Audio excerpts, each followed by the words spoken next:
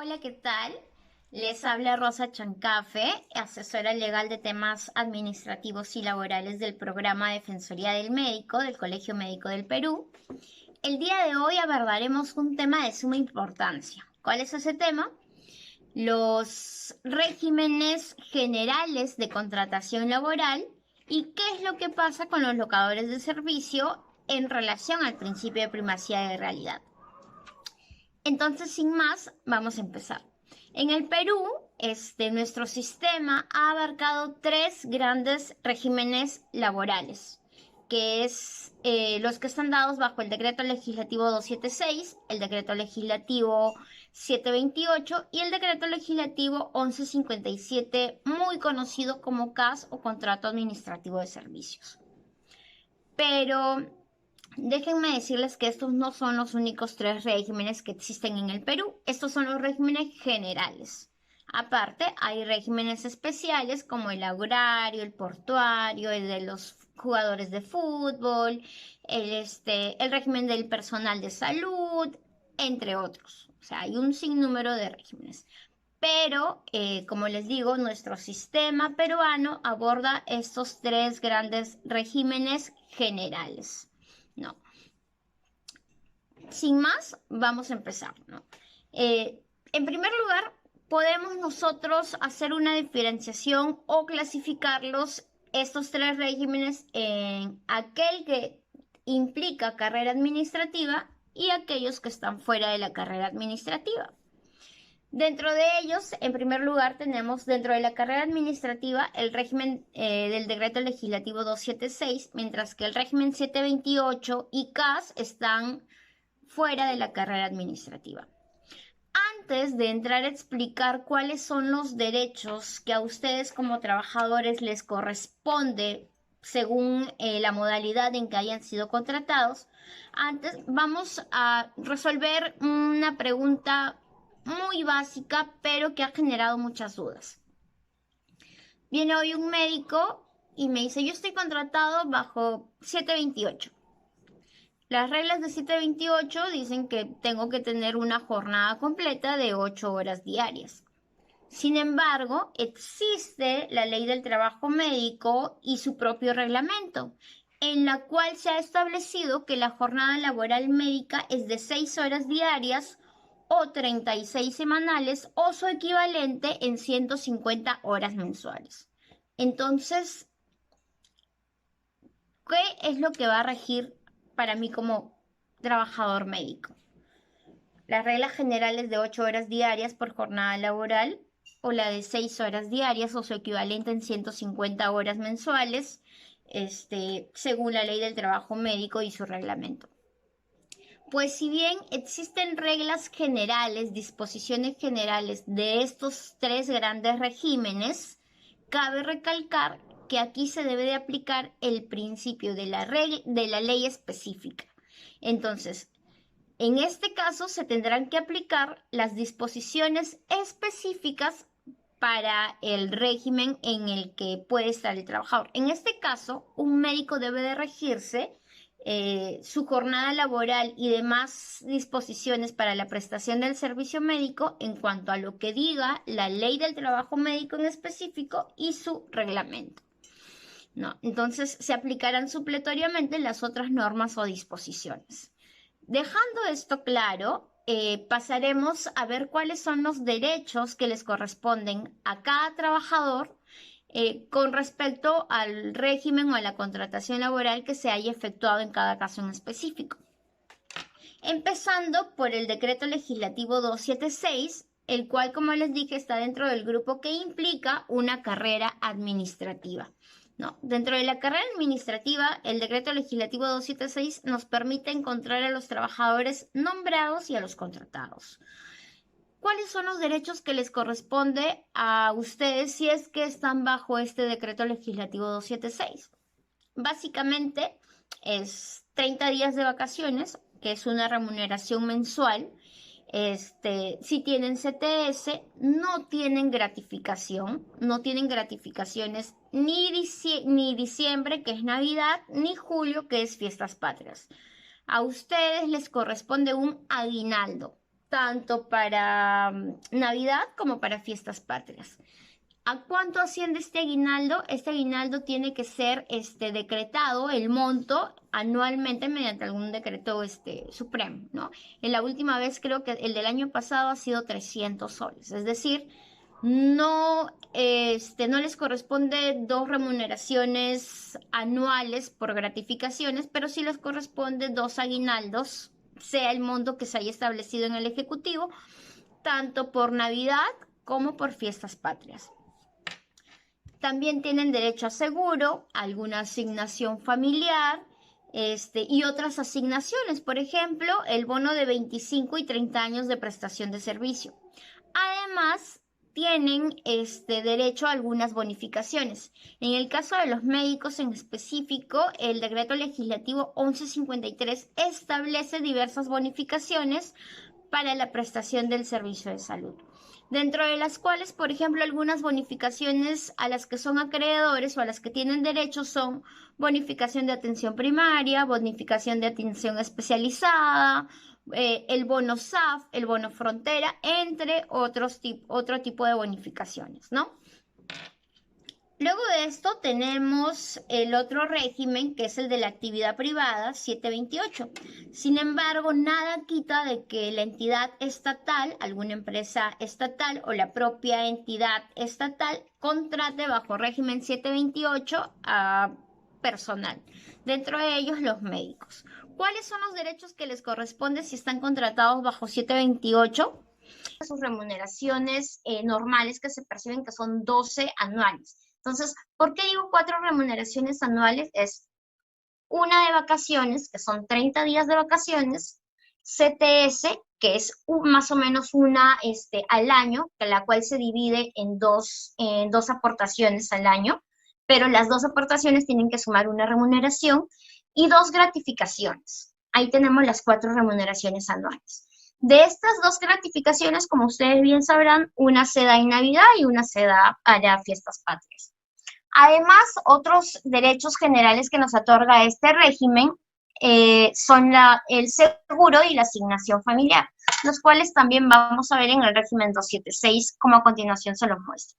Dentro del régimen 276 también tienen 30 días de vacaciones, también tienen CTS, es decir, 2 remuneraciones más al año, y además tienen aguinaldos, pero no tienen gratificaciones, no tienen dos gratificaciones anuales como si se da en el régimen 728, sino que en el régimen 276 no se llama gratificación, sino que se llama aguinaldo, y está dado por un decreto supremo anual. El último fue, me parece que de 300 soles. Son 2 al año, se da 300 soles en Navidad y 300 soles en fiestas patrias. Ahí son 2 aguinaldos. No se llama gratificación porque no corresponde a una remuneración mensual por cada gratificación.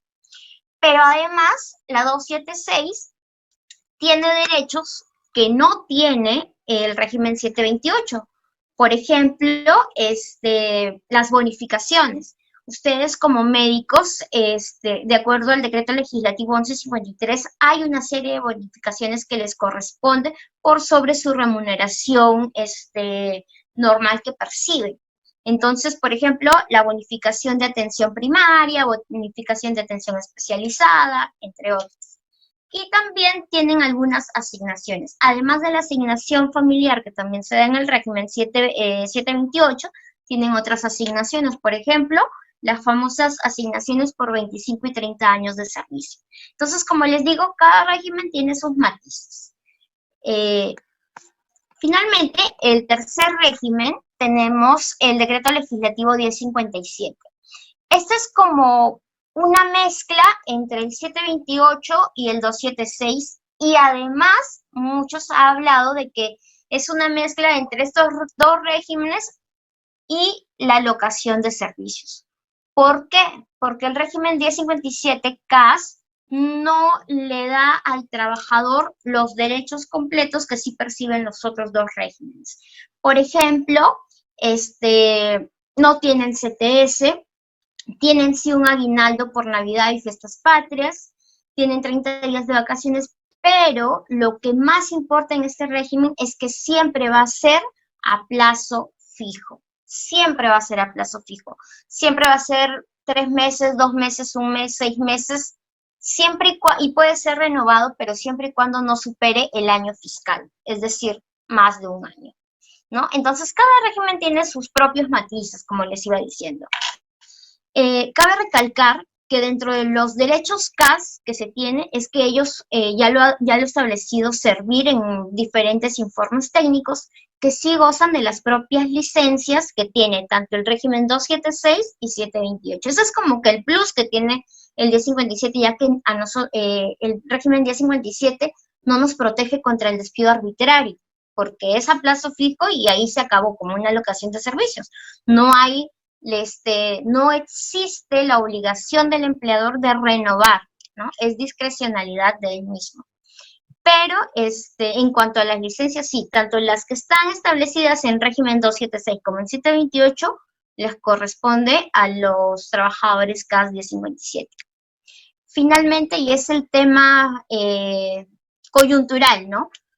Que no es de ahora este tema coyuntural, sino que ya ha sido un tema que ha venido por años tras años siendo objeto de muchas especulaciones, debates. Sin embargo, y gracias a Dios, nuestra judicatura, el Poder Judicial, la Corte Suprema, ha determinado ya matices para ver cómo resolvemos los contratados por terceros o los famosos locadores de servicio. Porque si bien me pueden decir, Rosa, yo estoy contratado como locación de servicios, pero se me exige igual o más que los trabajadores 276, 728 e incluso CAS. Entonces, ¿cómo hago? Si es que me exigen lo mismo e incluso más, pero no se me otorgan ningún derecho laboral.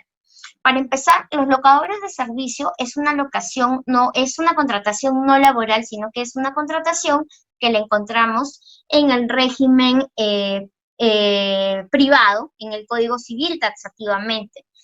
Sin embargo, a pesar de que en el contrato de locación de servicios o contratación de terceros hay una remuneración, hay una prestación de servicio, no debería haber subordinación.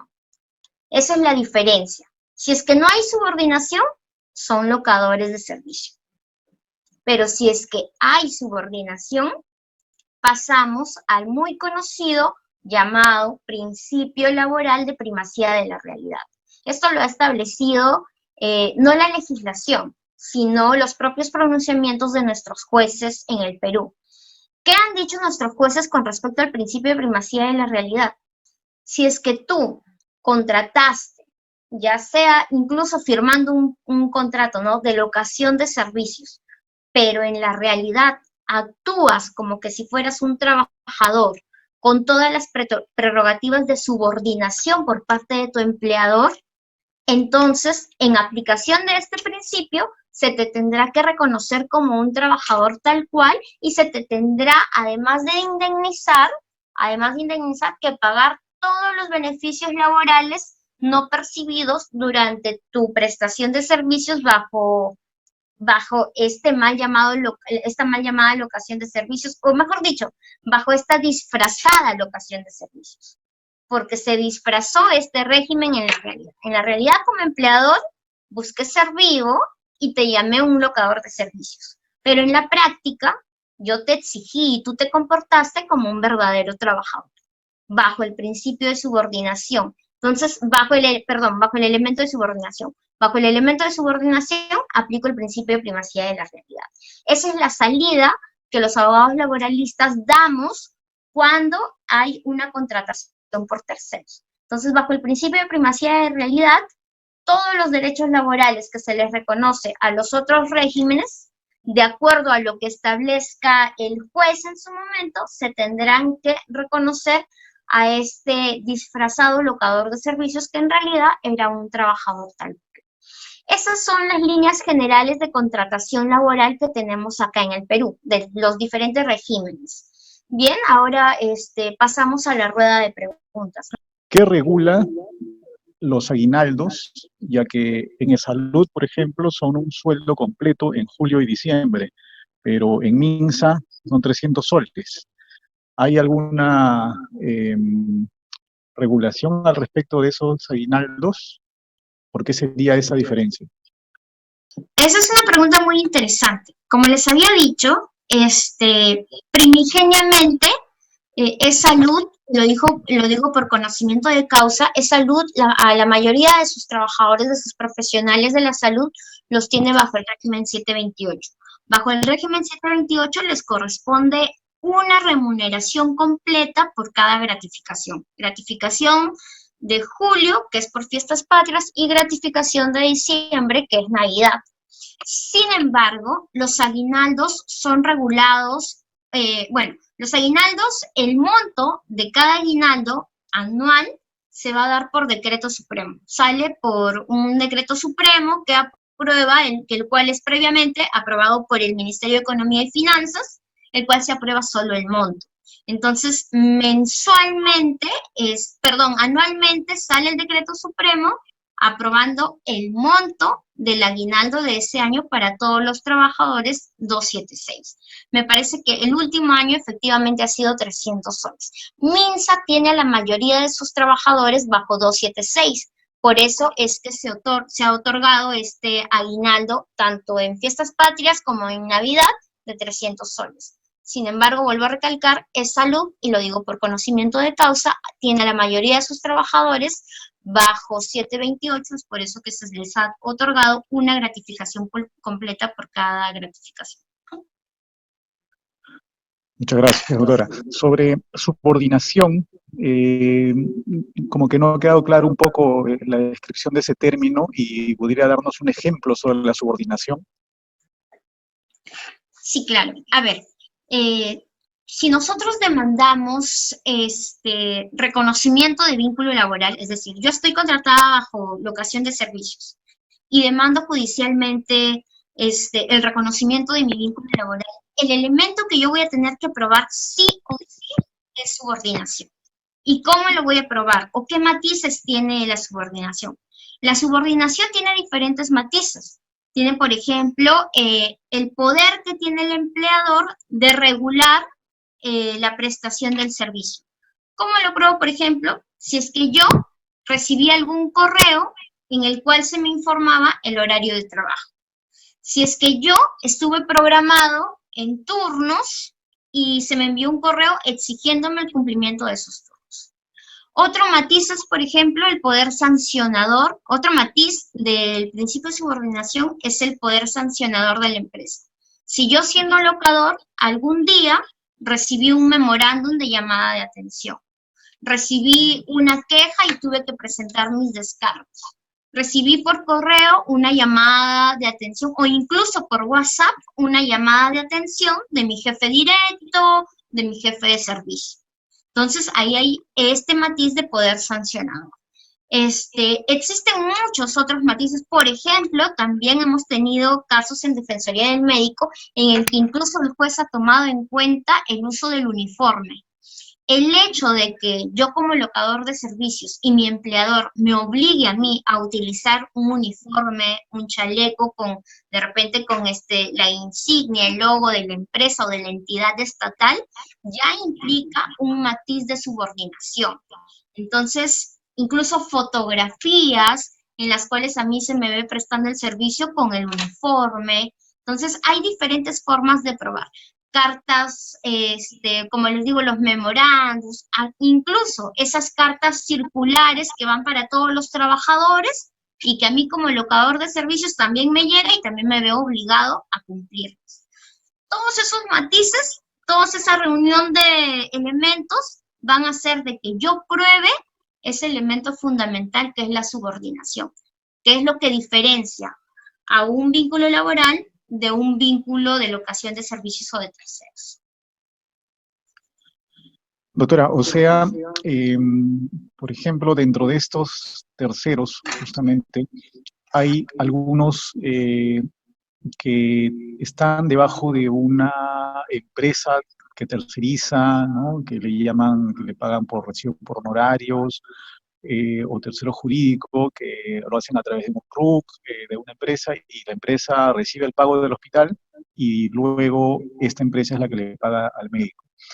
Ese es un tercero, pero hay otro tercero que también le pagan por recibo por honorarios, pero directo del hospital, ¿verdad? Entonces, este tipo de tercero, eh, como persona natural, digamos, ¿no? Que emite su recibo por honorario directo al hospital o a la entidad, que en este caso la está dando no sé si contrato, pero al menos esta modalidad de trabajo, eh, genera también ya un vínculo laboral mediante el cual se puedan exigir derechos de alguna manera legal. Sí, efectivamente. En el Perú se ha demostrado, estudios han demostrado que el 90% de contrataciones de locación de servicios en realidad son vínculos disfrazados, porque obedecen en realidad a un vínculo laboral. Ahora, ¿cuál es el problema? Porque bien me pueden decir, bueno, entonces yo emito mis recibos por honorarios, pero en realidad soy un trabajador y que desde el día de mañana se me reconozca el vínculo laboral. Tampoco es así de fácil, porque si bien está demostrado el principio de primacía de la realidad, está demostrado la subordinación, el gran problema, el gran aguijón o talón de Aquiles en el Perú es de que esto debe ser declarado judicialmente. Entonces, lo que yo siempre recomiendo a los trabajadores que emiten sus recibos por honorarios o que están bajo una locación de servicio con o sin contrato, lo que yo siempre recomiendo es de que desde el primer día en que entran a laborar, vayan juntando todas sus pruebas, fotografías, correos, WhatsApps y todo eso, para que cuando termine su vínculo laboral y de repente lo despidan arbitrariamente, se demande como pretensión primaria, reconocimiento de vínculo laboral, como pretensión segunda, el pago de todos los beneficios laborales y como pretensión tercera, el despido arbitrario. Ese es el problema en el Perú, que necesitamos que esa relación disfrazada como locación de servicios sea declarada por un juez. Y muchos de esos procesos duran 2, 3 años, siendo muy optimistas. Ese es el problema. Dice otra consulta, soy médico recién egresado, serumista saliente. Mi duda es, ¿por qué no se respeta el sueldo establecido en la normativa de niveles profesionales en los diferentes trabajos? ¿Cuál es la influencia de servir hacia el futuro en los diversos tipos de regímenes laborales? Bien, a ver, primero, servir tiene competencia para ver todas aquellas contrataciones en donde el Estado sea el empleador a través de sus diferentes entidades. Nosotros en Defensoría del Médico hemos solicitado opiniones muchas veces a servir, muchas veces se nos ha atendido rápidamente, pero en esta situación de cuarentena, al solicitar nosotros opiniones a servir, como que se han lavado las manos y han derivado al Ministerio de Salud la respuesta. Sin embargo, es servir quien emite opiniones no necesariamente vinculantes con respecto a estas contrataciones, a estas contrataciones que tiene el Estado, bajo cualquier régimen, ya sea 276, 1057 o 728. Lo que pasa es que no se respete la remuneración mínima. Ustedes saben que como médicos anualmente sale, mediante decreto supremo, se aprueba una remuneración mínima con respecto a los niveles de ustedes. Y trayendo a colación la ley del trabajo médico, dice que incluso en el sector privado, en ningún caso la remuneración mínima establecida para el sector público de los médicos va a ser inferior en la del sector privado. Entonces, las leyes están claras, las leyes están establecidas. Lo que nos falta, creo que a nosotros, es hacer que se respeten esas leyes. Y ante eso, si bien hemos tenido últimamente muchas desavenencias con Servir con respecto a de que no ha reconocido los vínculos laborales tanto de residentes como de serumistas, Servir no tiene la última palabra. La última palabra la tiene, en este caso, nuestro Poder Judicial. Y en Defensoría del Médico ya venimos trabajando estrategias legales, claro, cuando pase toda esta emergencia, para hacer respetar esos derechos laborales, tanto de serumistas como de médicos, no solo con respecto a su remuneración, sino con respecto a los demás derechos laborales que les corresponde, CTS, gratificaciones, vacaciones, etcétera. Si tengo contrato por terceros, ¿en qué escenarios podemos identificar cuando estamos ejerciendo actividades correspondientes a otros contratos para poder reclamar? Doctor, no lo capté. Dice la pregunta, si tengo contrato por terceros, ¿en qué escenarios podemos identificar cuando estamos haciendo ejercicios, actividades correspondientes a otro tipo de contratos para poder hacer los reclamos? Ah, perfecto. Creo que eso ya lo había precisado. Si yo tengo contrato por terceros, tengo que analizar si es que mi empleador está ejerciendo sobre mí subordinación. Entonces, si yo tengo un contrato por terceros en una entidad, cuando por ejemplo, otro médico, igual que yo, que desarrolla mis mismas labores, está bajo un régimen, digamos, de salud 728, entonces yo tengo que primero identificar si es que estoy bajo ese elemento de subordinación, si es que cumplo un horario de trabajo, si es que también me rijo bajo el reglamento interno de trabajo, si es que se me mandan órdenes a mí mediante WhatsApp, mediante correos, si es que utilizo un uniforme. Primero, identificar eso, si es que estoy bajo ese elemento de subordinación. Y dos, si es que yo ya identifiqué que estoy bajo ese elemento de subordinación, dos, identificar bajo qué régimen está mi par dentro de esa entidad, ya sea público o privada. Si digamos yo trabajo en salud y mi par, mi colega que desarrolla las mismas funciones que yo, está contratado bajo 728, entonces al momento de yo demandar mi reconocimiento de vínculo laboral en la vía judicial, pues tendré que demandar el régimen en donde está mi par, que es el 728. Entonces, por ende, por consecuencia jurídica, me corresponderán todos aquellos beneficios laborales dejados de percibir. Esos son los dos matices que debo de identificar si soy contratado por tercero. Si en esta coyuntura nacional de emergencia continúan las entidades contratando por terceros o ofreciendo contratos por terceros, ¿hay alguna forma de accionar legalmente contra esta entidad? Yo creo que hay más de una forma de accionar contra esta entidad, porque si bien ya hay dentro de este estado de emergencia se han dictado un montón de decretos. Uno de ellos es aquel que autoriza a las entidades ejecutoras bajo el estado de emergencia a contratar bajo régimen CAS temporal. Bajo régimen CAS temporal a personal de salud. Entonces, si tenemos como esta primera premisa, entonces ahí ellos ya estarían transgrediendo una norma de orden impositivo. Entonces, ante eso, hay una acción de cumplimiento en vía constitucional, hay una acción de amparo en vía constitucional. Otra salida es, yo acepto trabajar como tercero y una vez terminada esta pandemia, demando vía judicial el reconocimiento de mi vínculo laboral como caso. Entonces, bien, trabajé estos 3 meses como locador de servicio, pero ya cuando termine esto, demando judicialmente el vínculo laboral y se me reconoce el vínculo laboral y se me pagan los beneficios dejados de percibir. Entonces, tenemos más de una salida legal con respecto a estas inobservancias normativas que vienen dando las entidades. Dice, respecto a la página web del COVID Service, Cuidadores de la Salud, ¿cómo hacerle seguimiento a la convocatoria? En las redes sociales de médicos refieren que nadie ha sido convocado a través de esa web. ¿También podría hablarnos del régimen CAS-COVID? Ya. A ver, esto obedecería a un procedimiento administrativo disciplinario.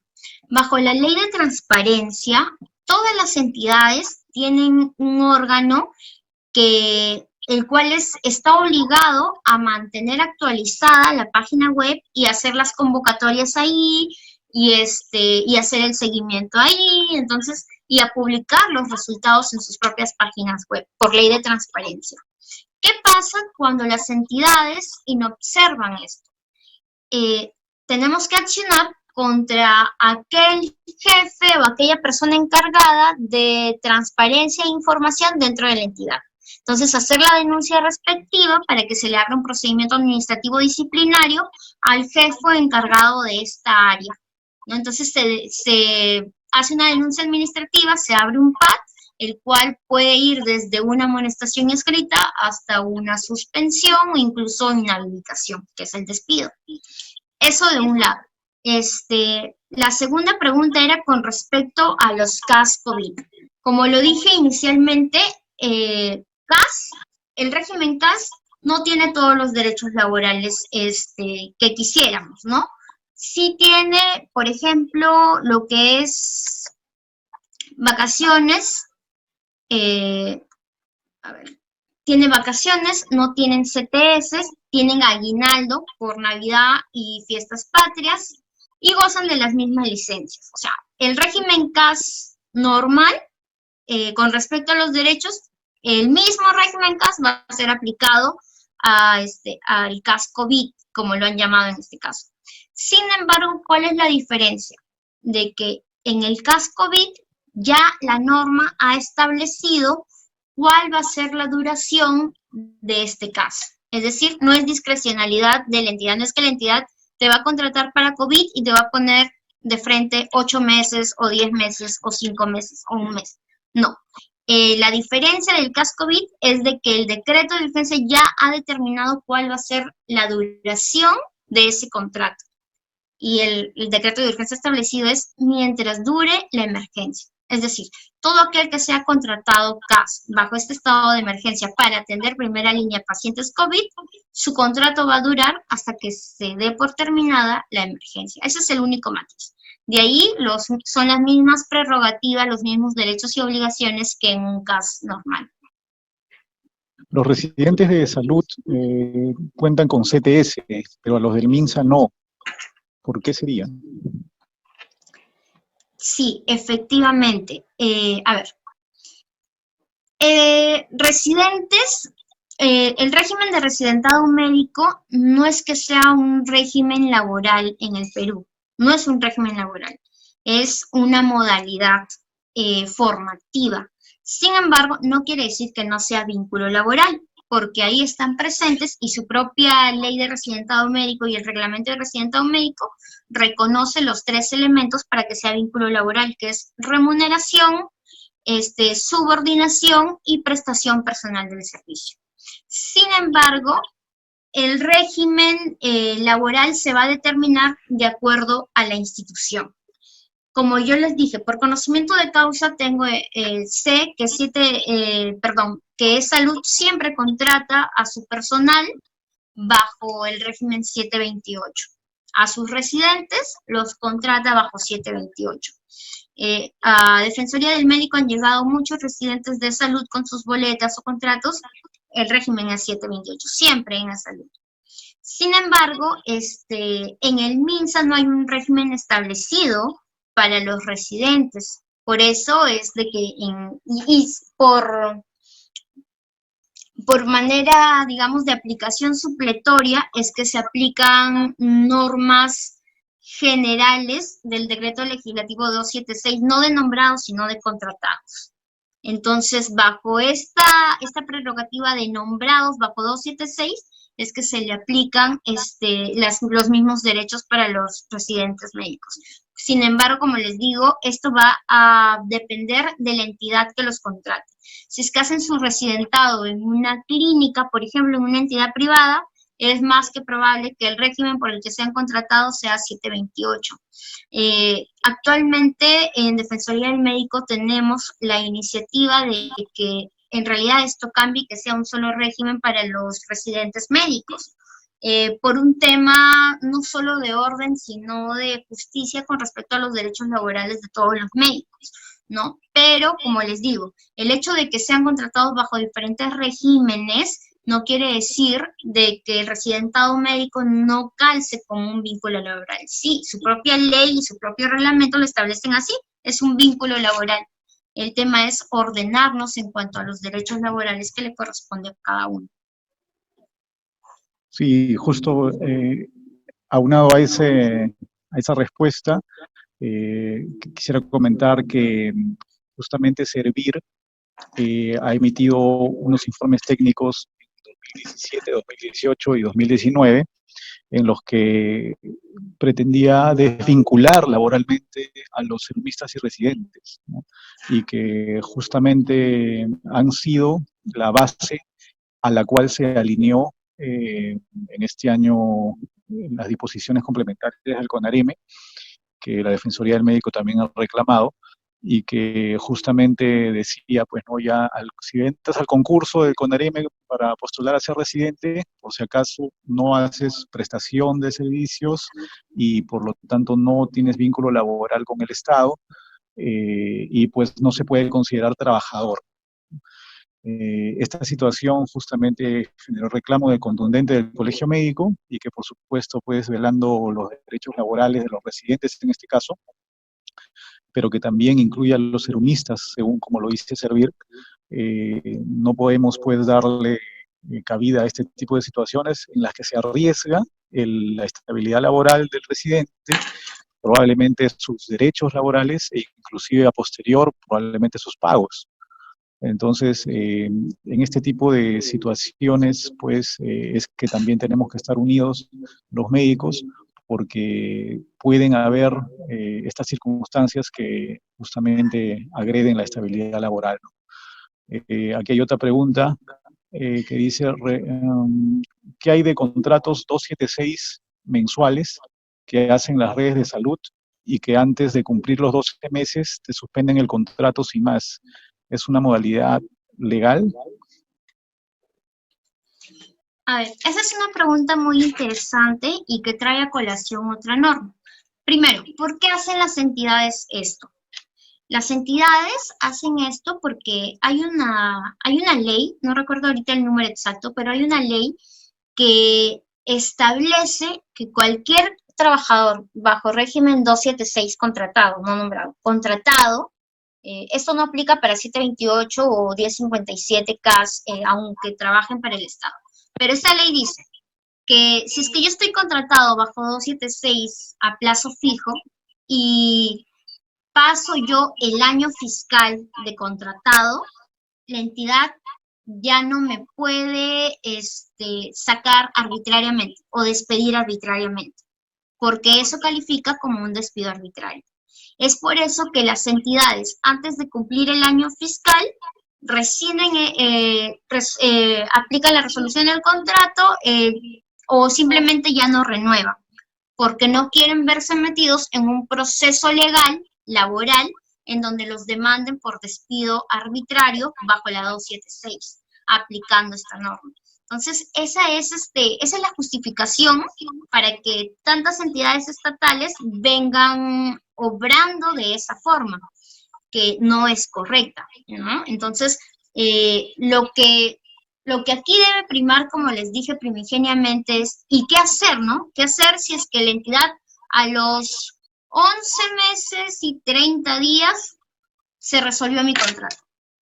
No llegué al día 31 y la entidad libremente ya no me renueva el contrato. Entonces, bajo esta ley yo ya no podría demandar despido arbitrario.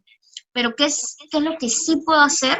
Es demandar reconocimiento de vínculo laboral a plazo indeterminado o demandar una reposición en el contrato. ¿Y cómo voy a hacer esto? Probando, además de la subordinación, porque en este caso sí estaría probando de que son labores específicas y permanentes y que no obedecen a labores eventuales para los que están dados estos contratos a plazo fijo, como por ejemplo es el contrato de suplencia. Te contrato yo bajo suplencia por 11 meses, a los 11 meses te digo chao. Pero en realidad ese contrato de suplencia estuvo maquillado, porque a quien supuestamente yo estaba supliendo sigue trabajando en su cargo. Esa, por ejemplo, es un ejemplo de determinar de que yo en realidad no fui contratado para una labor específica, porque supuestamente la persona a quien yo venía supliendo está en su puesto de trabajo o ha regresado a trabajar en su puesto de trabajo y yo sigo efectuando labores. Entonces es una manera de determinar de que ese contrato a plazo fijo estuvo maquillado por la entidad y demandar eventualmente un despido arbitrario, una reposición.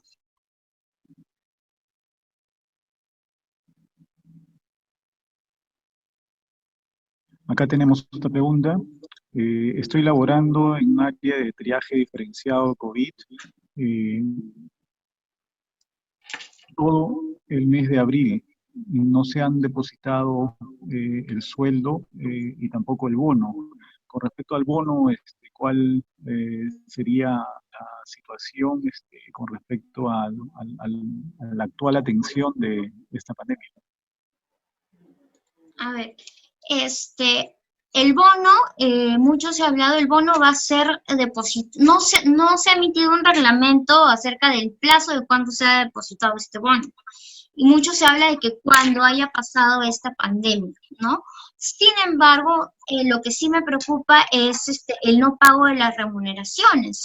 Ante eso, efectivamente, tenemos que iniciar nosotros, le recomendaría a la médico comunicarse con nosotros vía telefónica, vía correo, o cualquier medio, para nosotros realizar su solicitud de pago y se pueda iniciar el trámite respectivo para el abono correspondiente de sus remuneraciones, porque no puede ser posible que estando en este estado de emergencia y siendo los médicos el primer nivel de atención, la primera línea de batalla, no se les haya pagado todavía los meses correspondientes. Entonces, ante eso no hay controversia alguna, sino iniciar el trámite de requerimiento de pago administrativo.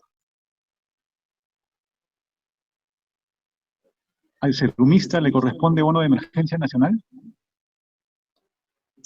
Ese también es un tema controversial, sin embargo, no hay una disposición taxativa de algún decreto de urgencia que haya, digamos, que haya excluido tanto a serumistas como a residentes. Entonces, lo que establece el decreto de urgencia que otorga la bonificación especial por emergencia al personal de salud es a todo personal de salud contratado, ya sea 276, 1057, eventualmente 728 para de salud. Entonces, a todos ellos. Como les dije, residentes y serumistas, ambos, según su ley y según su reglamento, cumplen con los 3 requisitos o los 3 elementos de laborabilidad. Por ende, son trabajadores. Y si son trabajadores, están dentro de la interpretación normativa para recibir y ser acreedores a este bono por emergencia. Sí, en efecto, con respecto a esa pregunta, pues hay posturas que dicen de que como el serumista o el residente están ya sea en el Salud como 728 o en MINSA como 276, forman parte de lo que se ha mencionado en los decretos de urgencia que les correspondería, ¿no? Inclusive también a los CAS en relación a esta pandemia, ¿no? Sin embargo, ustedes saben, interpretación a veces de justamente los abogados, que ahora nos acompañan también, y que los abogados de las instituciones y las entidades hospitalarias también ponen sus versiones, en la cual pueden sustentar de que explícitamente no está escrito que los serumistas y residentes reciban el bono, ¿verdad? Entonces, esa situación como que deja en el aire a veces un poco esta duda, ¿no? Y esto, por supuesto, va a tener que también ser un poco batallado si es que no se otorga de la manera que se está pensando. Los serumistas y los residentes tienen sus regímenes y ellos, pues, no están como los, por ejemplo, terceros que no tienen una, entre comillas, vinculación reconocida laboral, ¿no? Y justamente, pues, ese es uno de los detalles que siempre también son de duda. Otra pregunta que nos pide, por favor. Doctor, acá quiero hacer un paréntesis. Sí. Sí. Hemos recibido en Defensoría del Médico muchas de estas consultas. A ver, serumistas y residentes, regla general, no, sus labores o sus obligaciones no es atender a pacientes COVID. Sin embargo, hay muchas entidades que por el estado de emergencia y por la necesidad de servicio se los están requiriendo. Si se los están requiriendo y prestan este servicio atendiendo a pacientes COVID, entonces sí se les debe pagar este bono. Pero para esto, ¿qué deben hacer? Pedir a su jefe inmediato o al director de la entidad o a la persona, a la autoridad que esté requiriendo esta prestación de servicio, pedírselo por escrito para ir reuniendo la información probatoria necesaria para el momento de reclamar el respectivo bono. Es decir, dejar documentado todo. Si yo soy serumista y se me pide el día de mañana que preste servicios para COVID, está bien, lo voy a hacer, pero pídemelo por escrito. Solicítamelo por escrito para yo poder ir reuniendo la información necesaria y al final poder demandar el pago del respectivo bono. Exacto, todo por escrito. Es una de los mensajes en general de los cientos de llamadas, correos y WhatsApps que recibimos en la Defensoría cada día, de que algo les están indicando, forzando o explicando verbalmente que deben hacerlo de una manera u otra, ya sea sus jefes de departamento, sus jefes de recursos humanos, su director, etcétera. Todo por escrito. Ese es un mensaje que necesitamos nosotros, que ustedes entiendan muy bien, colegas, para que cualquier tipo de situación que podamos después defender legalmente no quede en el aire con me dijeron, sino que necesitamos que aquello que les indiquen sea algo que a ustedes inclusive no les parece, algo que los pone en riesgo, que los manden a atender sin EPPs, por ejemplo. Ok, a ver, pásamelo por escrito. Y ustedes dejar sentado que estoy solicitando EPP, estoy requiriendo esto a mi jefe de servicio una y otra vez y documentos y tener que documentar todo es una de las claves para poder después ganar los accionarios legales que podamos hacer a través de las demandas y los juicios que a veces se necesitan para poder reclamar nuestros derechos. Nos consultan ¿qué beneficios está planteando el Colegio Médico para los colegas que estamos en la lucha contra el COVID? Se habló de nombramientos de las plazas 276 y los CAS de salud a 728. ¿Y qué harían los que están por locación de servicios si se dan estos beneficios? Bueno, esto quizá le puedo responder un poco. El decano nacional justamente ha tenido reuniones, ustedes quizá han visto algún tipo de coordinación, tanto con el Congreso, con el Ministerio, etcétera, en búsqueda de lo que se ha colocado en los comunicados, ¿no? Que los terceros pasen a CAS, que los CAS pasen a nombramiento, ¿no? Y que en adelante pues se deje de convocar por terceros, por empresas, como inclusive salió hace menos de un mes, ¿no? Una empresa para contratar en el Hospital Santa Rosa, etcétera, varios hospitales del IME, a través de un service. Y nos opusimos, se logró que se revierta y haya una convocatoria CAS, que ya sí genera un vínculo laboral, ¿no? Para que justamente pues los terceros pudieran pasar acá los que ya estaban trabajando y para que los nuevos que vinieran ya no empezaran desde el último eslabón que es el tercero, sino que de frente sean CAS y pudieran tener derechos laborales. ¿Qué pasa? Que, por ejemplo, estamos mal acostumbrados a que en los hospitales se piensa de que para que entre un médico debe venir primero como terceros, pasarse unos años allí, después pasar recién a CAS, pasarse muchos más años allí para que después recién lo nombren. Entonces, esta es un vicio, es un círculo vicioso que a veces no debemos permitir. Los terceros, como aquí también hay otra pregunta que dice si nos corresponde el bono, pues la respuesta es no. Los terceros están excluidos, prácticamente no están reconocidos en estos decretos de urgencia que salen a diario, ¿no? En estos decretos de urgencia incluyen a los que estuvieron mencionados en la 1053, que son 276, 728 y CAS, pero los terceros no están reconocidos para bonos, ni para aumentos de sueldo, ni para reconocimientos de ningún tipo. Es prácticamente como que si no existieran y nosotros lo estamos permitiendo porque a veces con contrato o sin contrato, con el fin de trabajar, entramos y aceptamos muchas cosas como que trabajemos sin seguro médico. sin beneficios laborales. Entonces, esta situación es la que debemos cambiar. Yo sé que es difícil ahorita a veces inclusive encontrar el trabajo, pero no por que ya me ofrezcan a alguien un trabajo riesgoso, voy a aceptarlo, ¿no?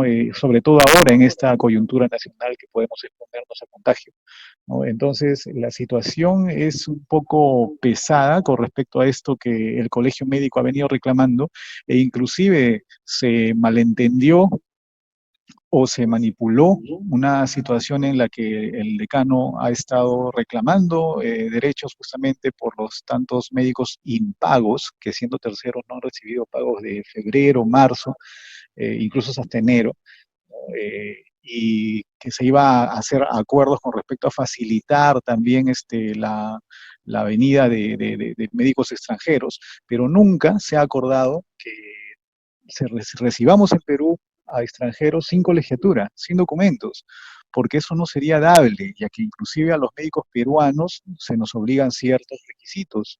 Entonces, eso es algo que hoy, por ejemplo, ha salido ya el decano a aclarar, ¿no? Esa situación que no ha sido así y que, pues, desafortunadamente, al no encontrar respuesta ni cumplimiento de lo que se ha ofertado por el ministro y por el Ejecutivo en general, nosotros estamos prácticamente ya oponiéndonos a lo que está haciendo el ministerio en este momento, o a lo que no está haciendo, mejor dicho.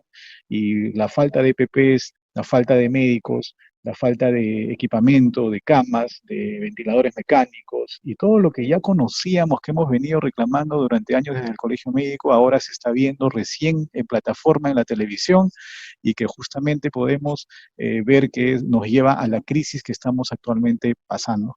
Ojalá que esto no empeore, pero justamente para ello necesitamos también que todo se vaya documentando y se vaya teniendo herramientas y armas para defendernos legalmente cuando corresponda.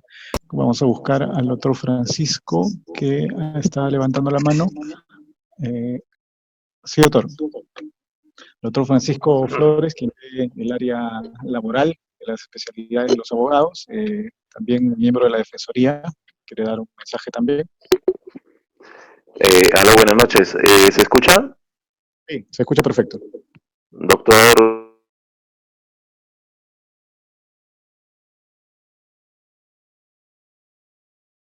es, es un placer, sinceramente, poder llegar a un grupo, a un sector de los médicos a los cuales venimos atendiendo día a día, llamadas a nivel nacional. Aplaudo también la exposición de mi colega, la doctora Chancafe, que lo ha hecho estupendamente. Ha sido muy didáctica. Espero que los conceptos hayan sido de utilidad a todos los médicos. Elementos que podemos agregar y sumar, creo que pueden ser las consultas diarias que tenemos con todos los médicos. Por ejemplo, el tema de terceros. Hay un tema respecto a los terceros que es un tema de interpretar o reconocer cuál es el procedimiento de un tercero administrativamente, llamándolo administrativamente. Sabemos que este servicio que se brinda parte de un requerimiento de un centro de salud y tiene todo un procedimiento administrativo que va a conformar un expediente interno porque el sistema de pago es distinto a cuando uno ostenta un régimen laboral que ya ha sabido explicar muy bien la doctora Chancafe. ¿Qué problemas han subsistido y que a menudo nos llaman? Es, por ejemplo, las deudas. ¿Y cuándo se generan estas deudas? Generalmente, no siempre, se generan cuando va a terminar el año. ¿Por qué cuando va a terminar el año?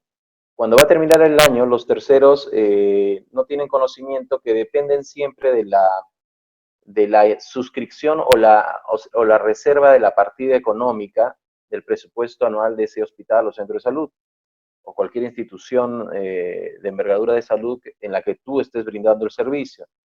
Y cuando este presupuesto revierte al Tesoro Nacional, al siguiente año existe mucha confusión de dónde van a sacar para hacer el pago de estas deudas que ya han sido claramente evidentes por el servicio que se brindó por parte de los médicos.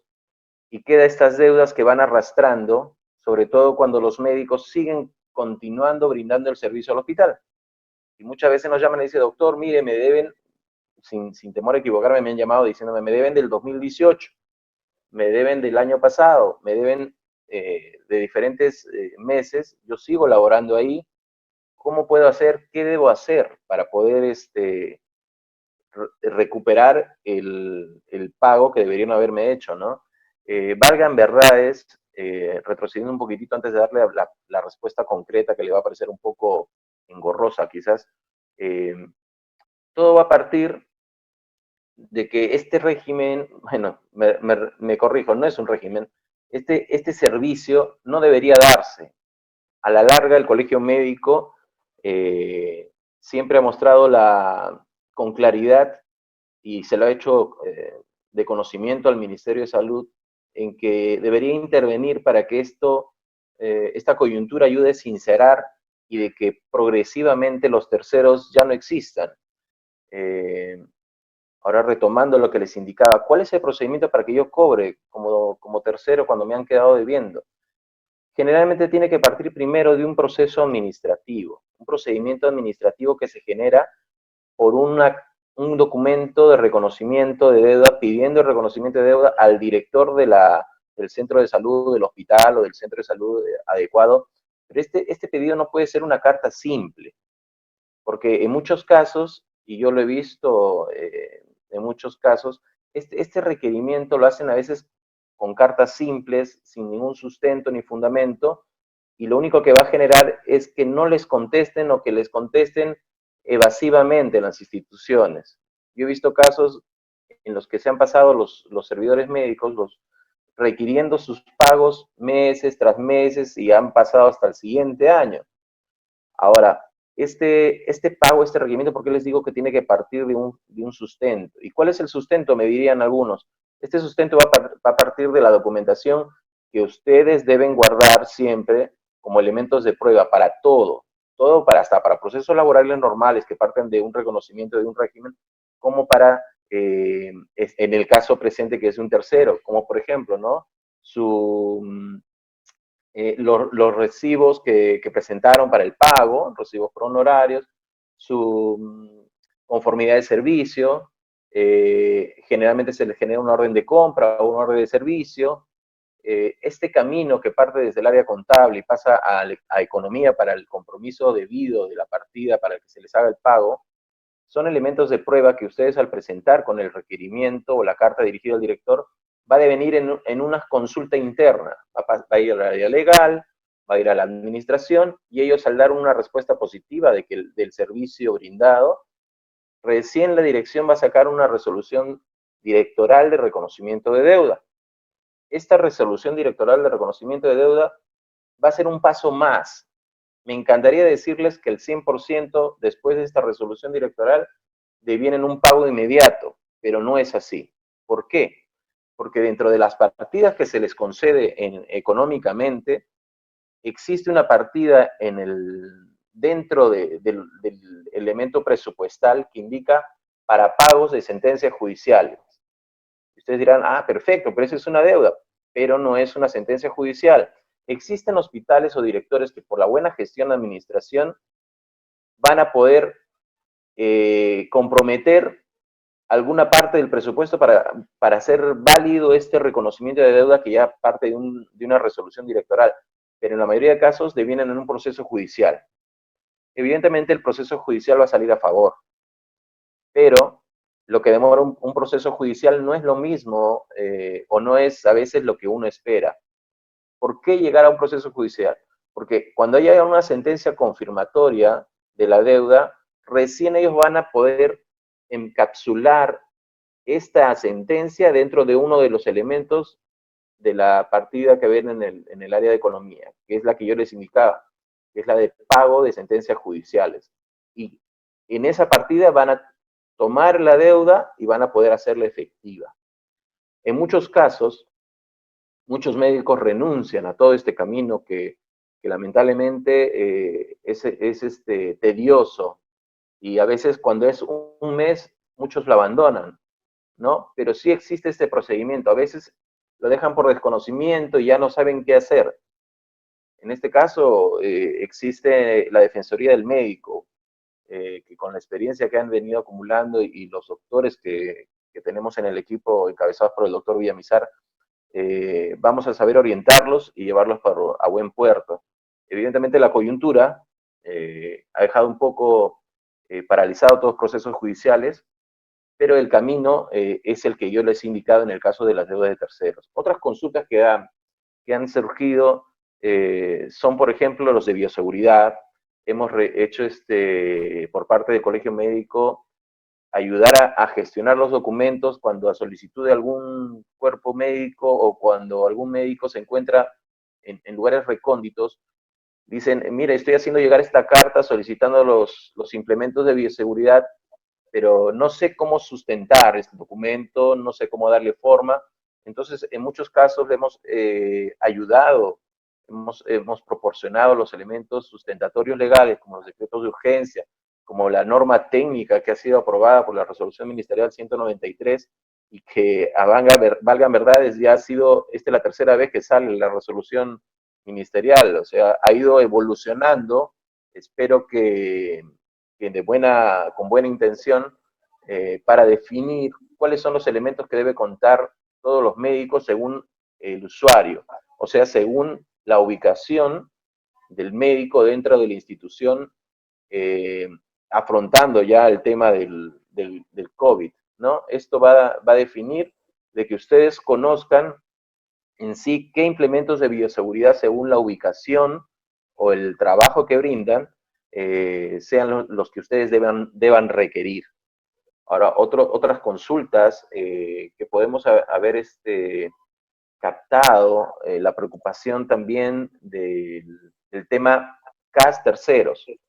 Muchos médicos nos comentan, o me han llamado, me han dicho, doctor, yo soy tercero y todavía no me han pasado a CAS.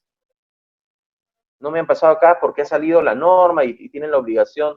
Lastimosamente debo decirles que no existe dentro de la normativa que ha salido recientemente, que ha sido muy proliga, o sea, han salido muchas normas, no mencionan la obligatoriedad del traspaso de terceros a CAS.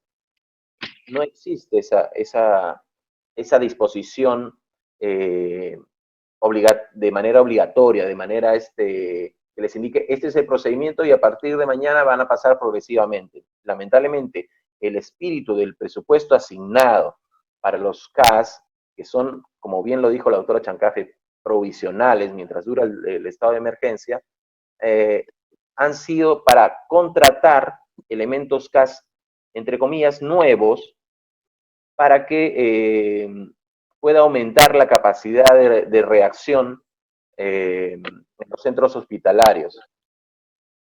Esto que implica que los CAS, de manera provisional, va a depender de las direcciones o de los centros de salud para que ellos, si lo consideran, vayan pasando, como sí ha ocurrido.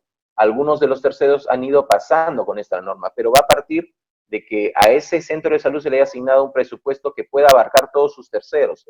Que valgan verdades, existen una cantidad mayor en determinados centros de salud que pueden tener 10 o pueden tener hasta 12, 15 terceros, y la capacidad presupuestal que se les ha otorgado de repente no puede abarcar. Es por eso que le pone a la dirección o al centro hospitalario en una coyuntura de ¿a quién paso? Algunos han preferido hacer nuevas contrataciones de CAS, los cuales, por cierto, no parten de un proceso, a esta convocatoria solamente es un llamado.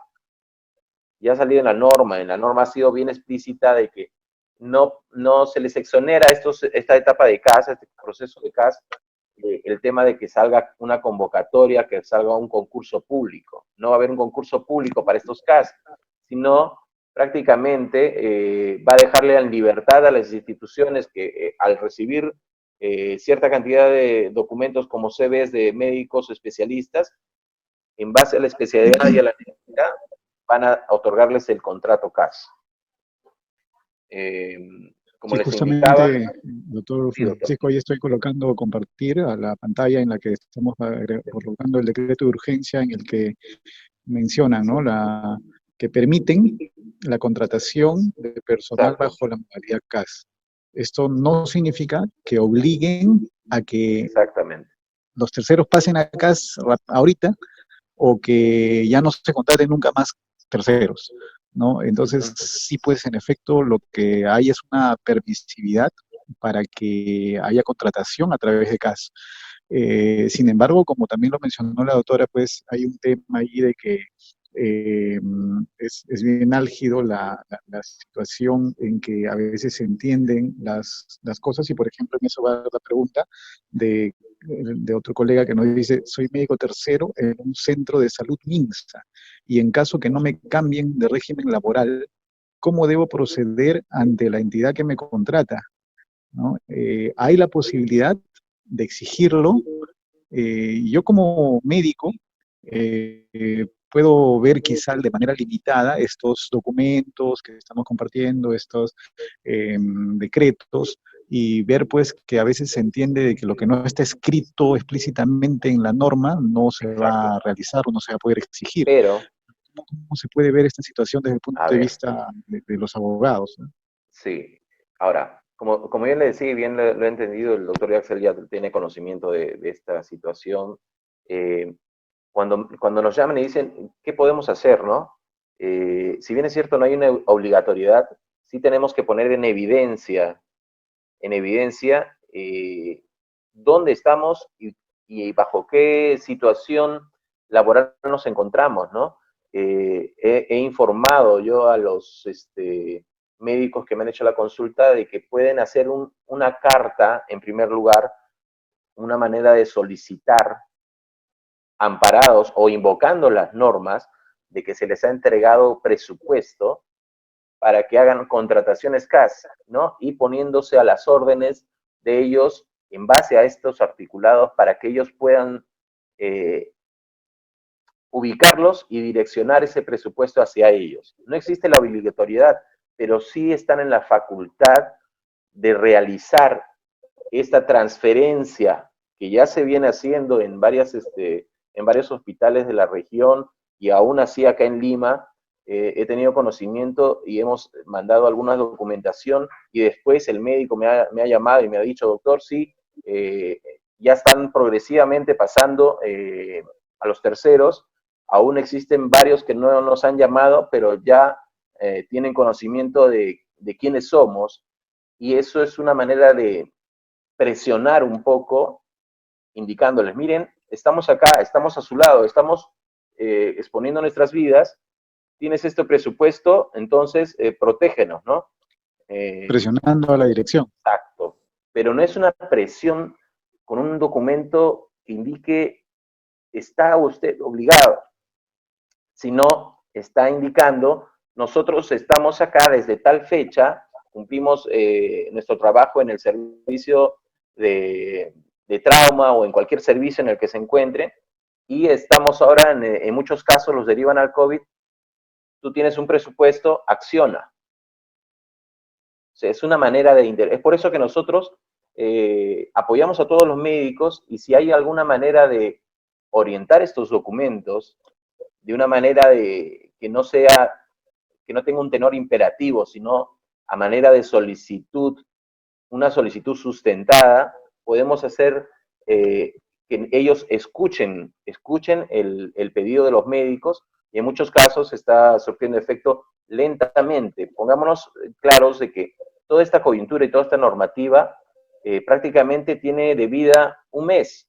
No podemos, lamentablemente, cambiar todo el sistema de salud, el cual todos ustedes mejor que nosotros tienen conocimiento, que no se encuentra en una buena situación, ¿no? En un mes lamentablemente no podemos cambiarlo, pero sí empezar a gestionar y hacer presente al gobierno y de parte del colegio médico qué cosas deben cambiar, no solamente por el estado en el que nos encontramos, que es por el COVID, sino a futuro, ¿no? A futuro, todas estas normativas, estos decretos, deben generar una base para que de verdad exista una revolución una revolución en la manera de ver el sector salud y la manera de ver a todos nuestros médicos.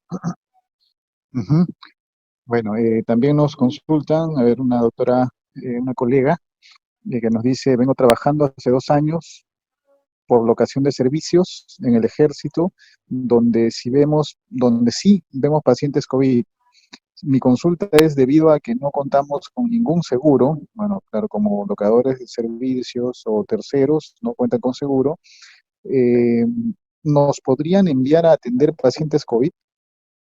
Esto se ha visto también, ¿no? Que inclusive a especialidades que no tendrían dentro de un panorama normal que atender patología respiratoria, o en este caso de COVID, eh, ahora los están enviando por la falta de médicos en todos los lugares, porque se han ido muchos por factores de riesgo, aún no siendo de una especialidad que lo implique, también que atiendan pacientes a modo de medicina general a los pacientes COVID, ¿no? Entonces, ¿cómo poder también protegerse de esta situación o si están obligados directamente a atender pacientes COVID? Bien. La normativa también reciente respecto a todo el estado de emergencia, ha habido algunos pronunciamientos respecto a la potestad de poder ubicar a los médicos según la necesidad para afrontar el estado de emergencia, y esto de repente de manera errónea son interpretados por las áreas administrativas, y es por eso que ellos no se ponen a pensar cuál es la situación laboral o contractual de los médicos y los derivan, ¿no? No existe una manera ahorita de oponernos a esta situación, pero sí existe la manera de hacer que los médicos comprueben la situación de riesgo y como indicaba también en la exposición la doctora Chancafe, nosotros tenemos que tener elementos de prueba que podamos elevar después en un documento formal para la protección de nuestros derechos. Por ejemplo, en el caso de terceros y en el caso de los contratos de locación, el generar la probanza de la subordinación va a ser un elemento para eventualmente requerir y exigir los beneficios que no se nos han entregado de forma inmediata por la situación administrativa que está medianamente suspendida. Y es por eso que a veces hay hasta atrasos para firmas de contratos CAS, porque el sector, el Estado, la dirección médica, no es la que va a generar o te va a pasar el contrato, siempre van a tener un apoyo de recursos humanos que actualmente no está al 100%, ¿no? Ujú. A ver si tenemos otra pregunta más. Y ya para ir terminando, ¿los trabajadores tipo terceros es lo mismo que locadores de servicio? Bueno, sí, ¿no? Los locadores de servicio, algunos le llaman también RH, era una modalidad de RH. ¿Cuál es el RH? RH, ¿no? Uno piensa en grupo sanguíneo, Sí, por factor honorario RH, se refería. se llama recibo por honorario. Recibo por honorarios, locadores de servicios, contratos por terceros, viene a ser pues en realidad lo mismo, ¿no? Y por ahí otros nombres también que, si mal no recuerdo, porque estos son generados a través de órdenes de servicios, ¿no?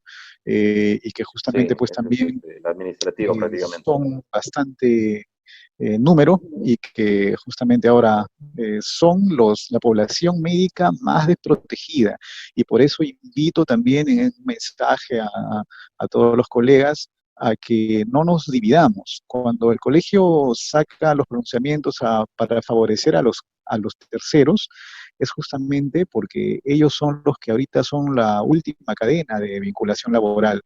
No es que nos hayamos olvidado de los CAS, ¿no? Los CAS piden también que ellos sean nombrados, que tienen más tiempo que los terceros, pero hay que comprender, ¿no? Hay que comprender que al menos el CAS tiene una mediana vinculación laboral, que tiene unos derechos reconocidos, pero los terceros, en cambio, están en una peor situación que ahorita pues ha meritado bastante defensa de parte de nuestro decano nacional, ¿no?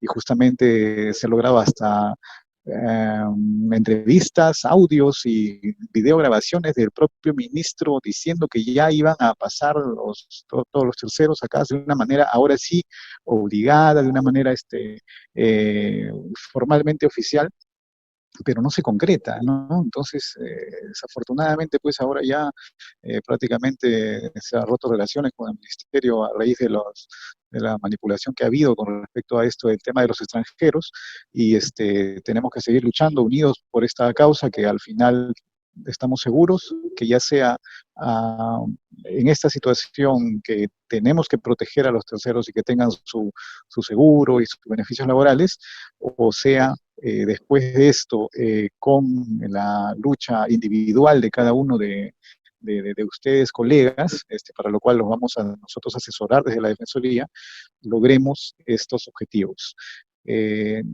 Vamos a ya casi despedirnos, voy a darle la palabra al doctor Villamizar, quien es el eh, abogado principal de la Defensoría del Médico, quien dirige el estudio jurídico que nos asesora, y ya tiene el micrófono, doctor Fernando, para darnos un mensaje final y, por supuesto, invitarlos también a los colegas. Les voy a dejar los links y los números en el chat del Zoom para que puedan contactarnos directamente y estar asesorados de manera legal como debemos estar en esta situación sobre todo.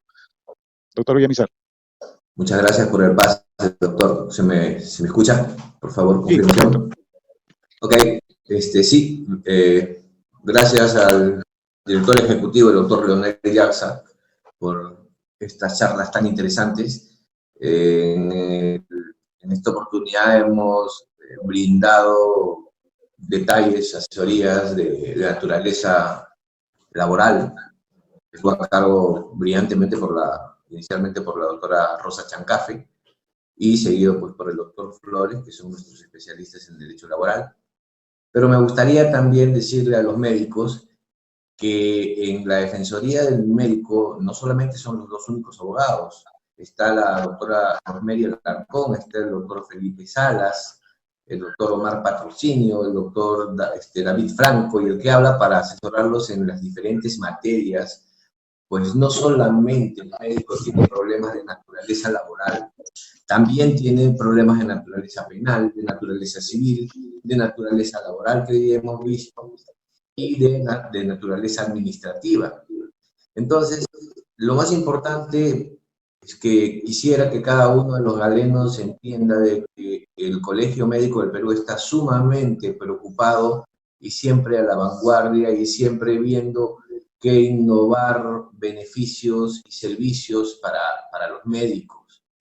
Realmente cada uno de los médicos tiene un mundo diferente y un problema diferente, situaciones diferentes, y que si bien es cierto en algunos casos pueden ser parecidos unos con los otros, no menos cierto es de que cada uno tiene sus detalles, sus peculiaridades, y es ahí donde los profesionales vamos a abocarnos en función a esos medios probatorios, esos detalles que nosotros tenemos, iniciar las acciones o la asesoría que corresponda para que cada médico sepa y tenga perfectamente claro que tiene un respaldo, que no está solo, que está la Defensoría del Médico, que está dirigido por el directorio, cuyo director ejecutivo es el doctor Leonel Llaxa. Yo los invito a cada uno de los médicos para que nos llamen, para que nosotros podamos, sea cual fuere su problema, ¿no? Siempre que sea pues, derivado del ejercicio de la profesión, ¿no? Para atenderlos. Estamos dispuestos, me gustaría que ustedes sepan, ¿no? Cada uno de ustedes, señores médicos, que los abogados que trabajamos en la Defensoría del Médico nos despertamos pensando en ustedes y nos acostamos pensando en los médicos. Cada uno de los profesionales que están a cargo de brindar esa asesoría son profesionales de primera calidad. Nos hemos esforzado para que tengan profesionales competentes. Como ya les repito, nuestra gama es bastante amplia y bueno, los invitamos en estos momentos. Si ustedes tienen en algún caso un problema, simplemente llámenos, y si su problema no es inmediato, cuando esto se solucione, bueno, estamos en la avenida 28 de julio 776, oficina piso 8, Defensoría del Médico, donde los vamos a atender con mucho cariño. Muchas gracias a ustedes, doctor Yarza. Gracias.